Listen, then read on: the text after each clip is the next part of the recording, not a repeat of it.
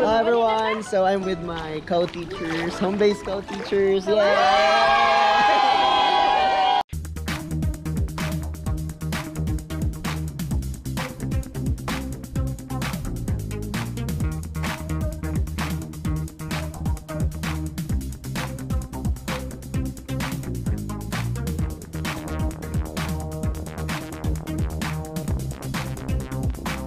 Introduce your name again! I'm Teacher Pearl, Teacher Divine, Teacher Zell, Teacher Dannyville, Teacher Lenore, Teacher Grace. Alright, so I'm gonna ask questions today.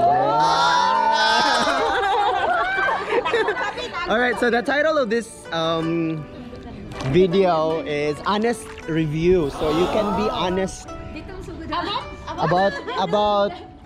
about your work at NativeCamp.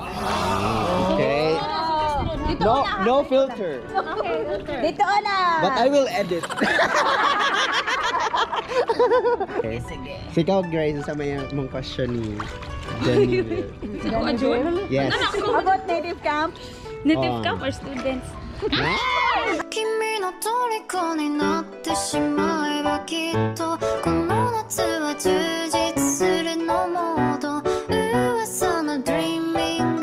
Parang may problema ka.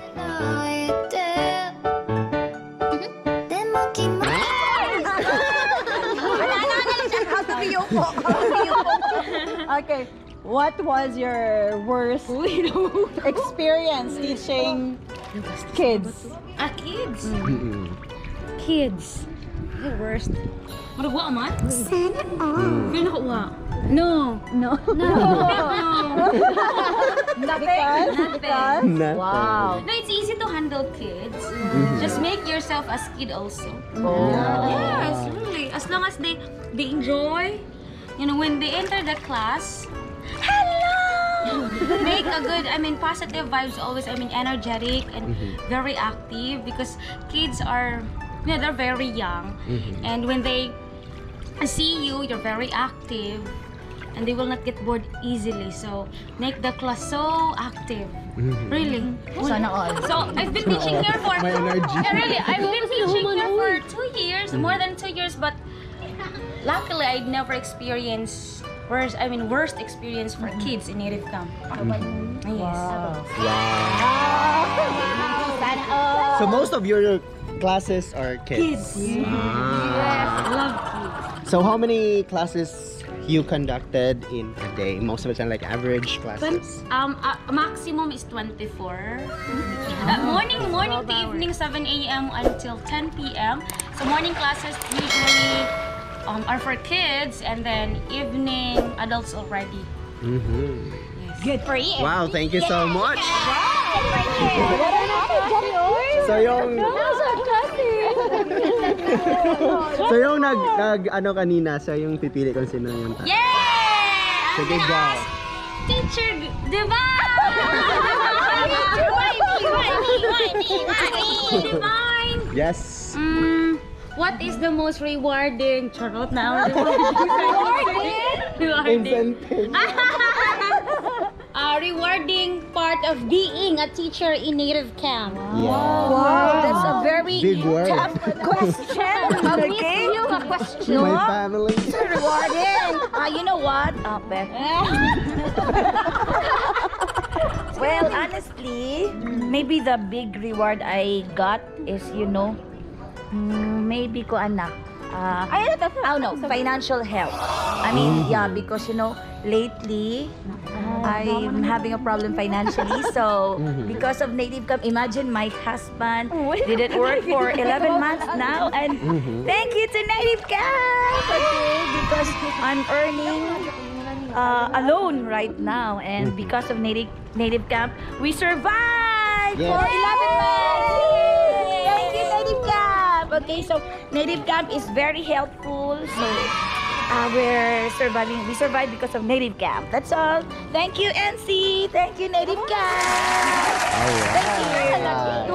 So, ilang beses ka rin nagtuturo in a day? Like average lang? Average. So recently, because of my husband's condition, so like at least 10 All 10 right. students. So 5 hours. 5 hours, yeah. That's a lot. Yeah. That's a lot. A lot.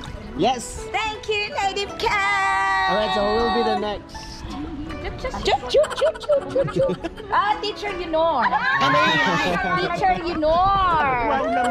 Okay. So what's your question? So my question about NativeCamp, no? What was your what to say? Maybe koan. What was your worst experience lang in NativeCamp so far? Oh, yeah, students. Maybe she's on her 30s, and then she choose Pwede ra free Tagalog. conversation. Free conversation, and then when I started asking questions, she said, "Why you're asking me that question? This is free talking, and then you are supposed to give the answer." Okay. And then I told her, because you know the rules, 70-30.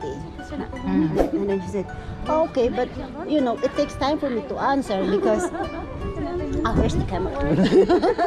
It takes time for me to answer because I need to think what to give an answer first. And then I told her, you should have told me so that I could give you enough time. Okay, and then for that, I think we need constant communication. If you want to say something, just let me know next time. Sorry if I offended you, and then anyway, you can exit anytime if you don't feel comfortable with my class. Yeah, that is the worst experience I have. Okay. And I believe that as of this moment, you know already how to handle those kind of irate students. Yeah, I do. And I think you're gonna do better next time. Yeah. Yes, that's the best thing that you know you learn something from the worst Yes, things exactly. in English. Yeah, so okay, so who will be the next? Next, Grace. Teacher Grace.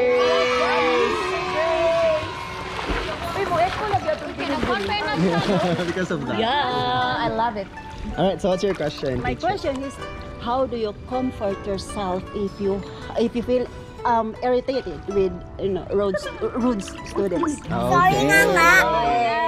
Well, I think everyone can relate this one. Yes, everyone can relate. Yeah.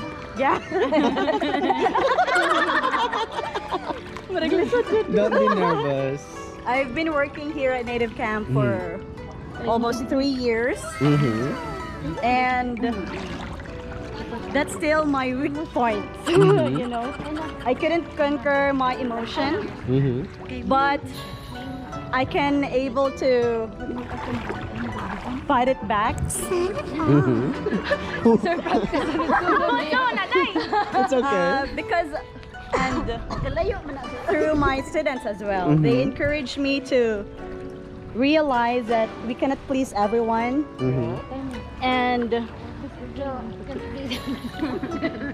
we need to set and always remember our goal, why we are here at NativeCamp.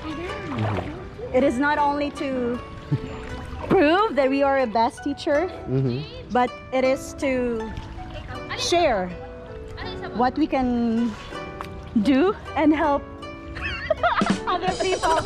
Miss Universe. Parang may problema ka. Yes, actually, it's very hard if you will always remain in your emotion. Yes. We need to be practical, we need to be logical, and just continue.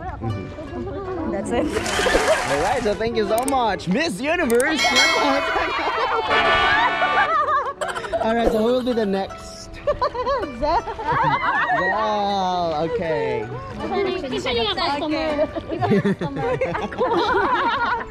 Okay. Nanay bookings? Okay, my question is, how do you maintain your zeal in teaching? Usa na, uy?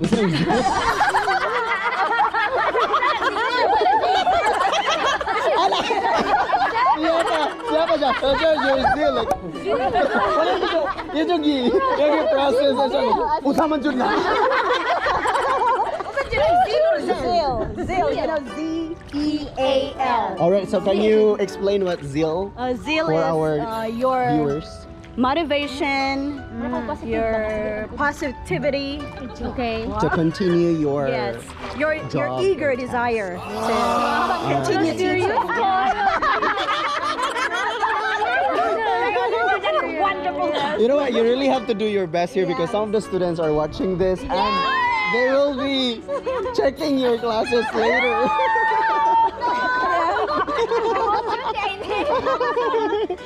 Thank you for that very interesting question. And family.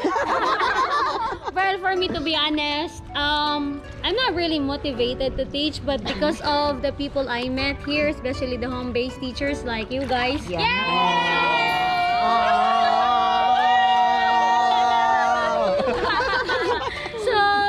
I am very motivated to have a class, so I'll be part of the meet and greet.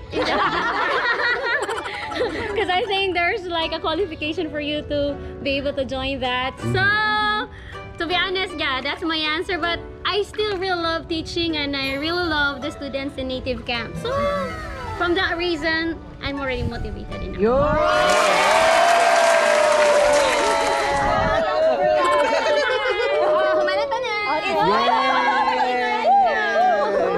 So Homebased, the last. Save the best for last. Yeah, I don't agree. No. I will use the same word, zeal.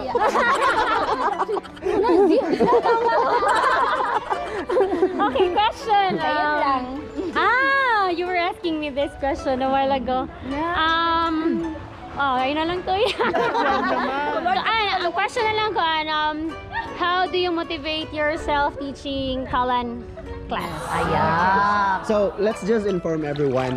Like in this group, only only 3 of us are doing Kalan, but some of them already had their training and they just stopped because of their reasons. I will not divulge that. So we have Kalan teachers here. Teacher. Okay, and yeah, you know. All right, so that was the question from Teacher Zell. How to motivate To continue working as a Kalan teacher.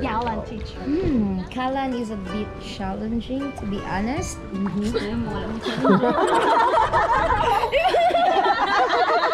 Yeah, wide siya, wide. So, how do I motivate myself? So what I do is that before every lessons that I have, I always make it a point to have the positivity within myself because students in Kalan are not easy to please. So it's very difficult to please the students that we have in Kalan. So it is best to be positive. Like me, I do have this kind of attitude where I easily get disappointed and demotivated whenever I receive a very low rating. So I always make it a point to be positive in everything that I do in my lessons. So that's all. Book my class. Wow! Yay! Go teachers! So, ako lang yung walang tanong. Sige, go sir. IR question. What advice can you give us? Because you have been working with NativeCamp for how many years? 6 years? 7 years, I think, right? 6 years. So, what is your secret? What's your secret? Or what's your advice to us? Watch my YouTube channel! If you're not yet subscribed, please click the subscribe button and also the ring bell button so you'll be notified when my next upload. I have my YouTube channel as well. Okay, please tell. It's Max and Zell. Please subscribe. Here. Alright, so thank you so much for all your answers, guys. So I hope everyone who are watching this, our co-teachers and also students, always remember we are all struggling. We're all struggling just like now. We're all struggling because of this pandemic. Both students and teachers are really trying their best to, give their Parang may problema ka. give their all. Like for example, as a student, they try their best. Teacher are also doing their best. So the best thing that we have to do now is to understand each other. If the students couldn't understand your teaching because maybe before the lesson he or she had this kind of issues prior to the lesson, so just, you know, entertain him with what? No. What I'm trying to say is that just make sure that you are there to give the objective, the main objective, which is teaching. And for students, don't lose hope. You can still find the best teacher that matched you.